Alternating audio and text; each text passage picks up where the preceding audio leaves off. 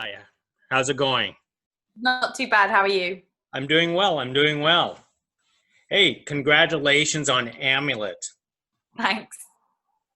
Hey, so how, where did you come up with the idea of Amulet? It's very fascinating.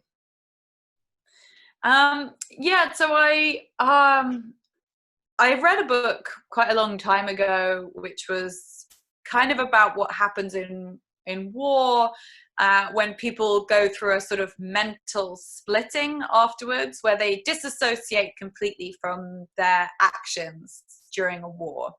And I think that that kind of gave me the idea of wanting to write really about a hero, somebody that the audience completely relates to, and who's viewed as a violent man or a man with capacity for violence by the audience, but they completely understand that that violence is always in the service of good and of right.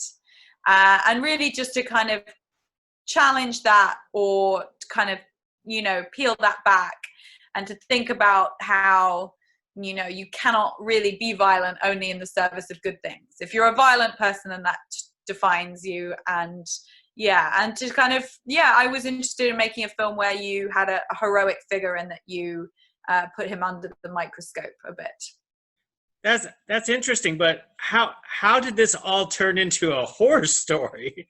It's even a bigger question. Um, well, I think actually, I mean, for me, horror lends itself extremely well to talking about the, worst aspects of human nature, and to the kind of big questions that we all live with. As we have seen in the last kind of few years, there's been a resurgence of horror films that attempt to deal with issues of belonging, race, gender. That's become a big part of recent horror films. But I mean, actually, I think that the genre has always talked about the deep and dark recesses of the mind, and our kind of primal fears are really what gives horror its power, because it's obviously designed to be frightening, but also that's where a lot of our identity comes from, and also a lot of the identities that we hide from the world. So I think it kind of, yeah, it lent itself very well to wanting to kind of talk about that. I think when I think about now, when people are sort of asking me questions about how and if I could have made this film a drama, but I don't think there would have been a way to have the kind of conversation I wanted to have about masculinity, really, in a drama, in nearly as a kind of visceral way. Now, this is being your directorial debut. Because you made it as a horror, did it make it easier for you?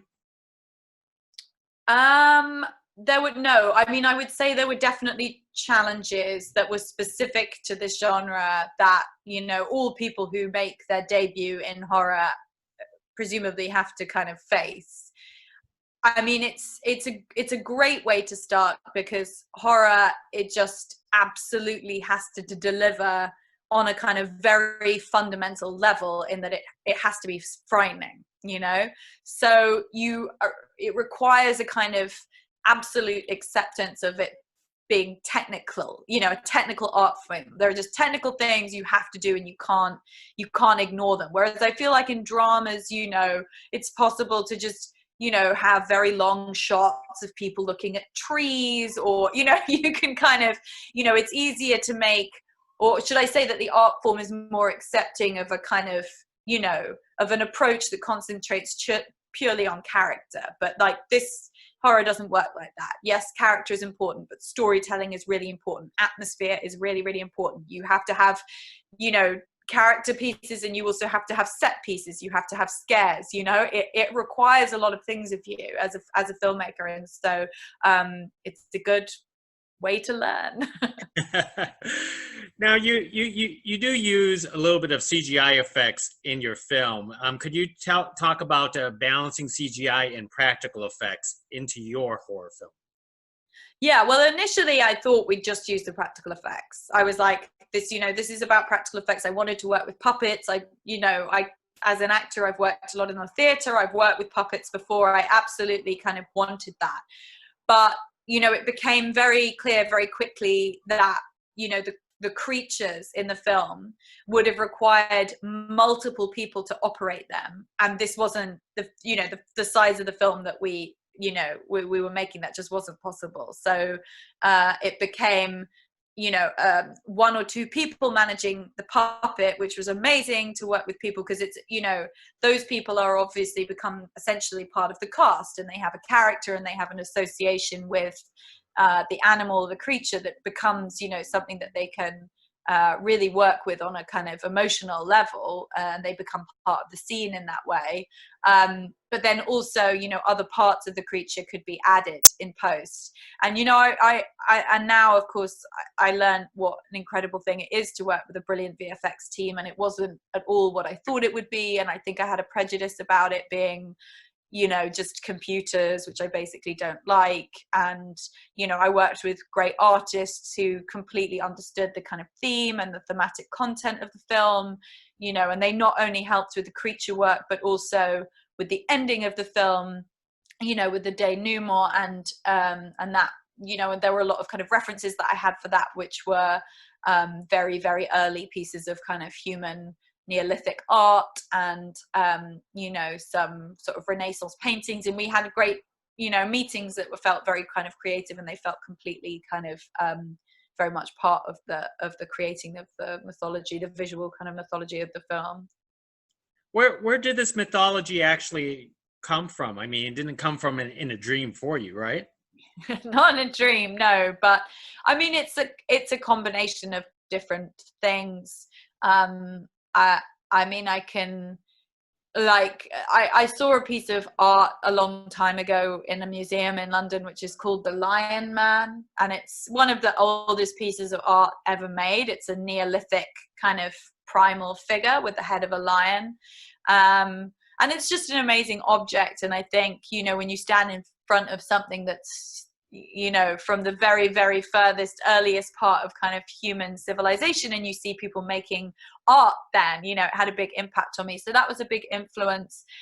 We also looked at a lot of early kind of African tribal art and masks. And then, as I said before, some medieval and Renaissance paintings, quite a lot of, sort of Virgin Marys. And yeah, there was some, you know, pretty broad and different inspirations for the sort of mythology of it. Was that what? Did you find the house, or did you have to build a set for that creepy place? The attic is a set. So we were very lucky, and we had, you know, we shot on location the whole, you know, we used the house completely for you know, 90% of it.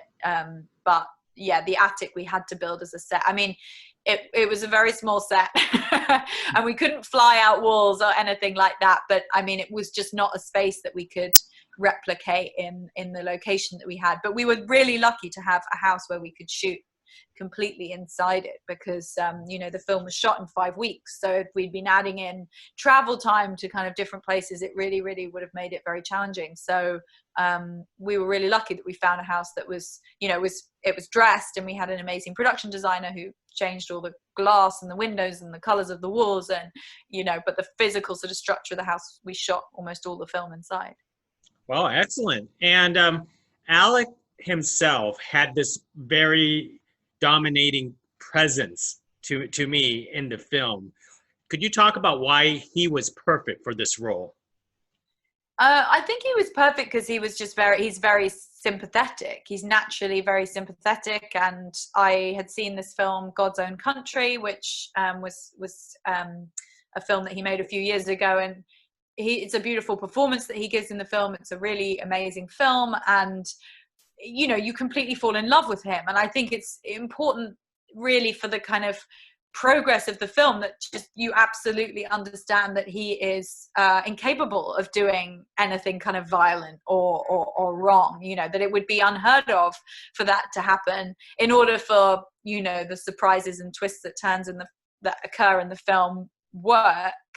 You know, also I met him and we sat down and we talked about the film over coffee. And I thought, the kind of feeling that you get from Alec on the screen is very much the way that he feels in real life. He's a very unassuming, modest, kind, very collaborative man. And I think I was concerned that with that role, you could have got a different kind of actor who, which I completely understand, actors need to defend their character. Like, that's their job, to defend their character. But, if you were going to spend 4 weeks with somebody explaining to you why their character was actually a good guy, and we just didn't have time to do that.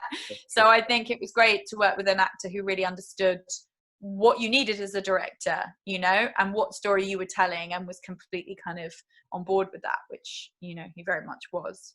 Excellent. Well, hey, thank you very much for this great freaky movie that you gave us to the world, and congratulations once again on your directorial debut. Hopefully we get to see more work from you in the future.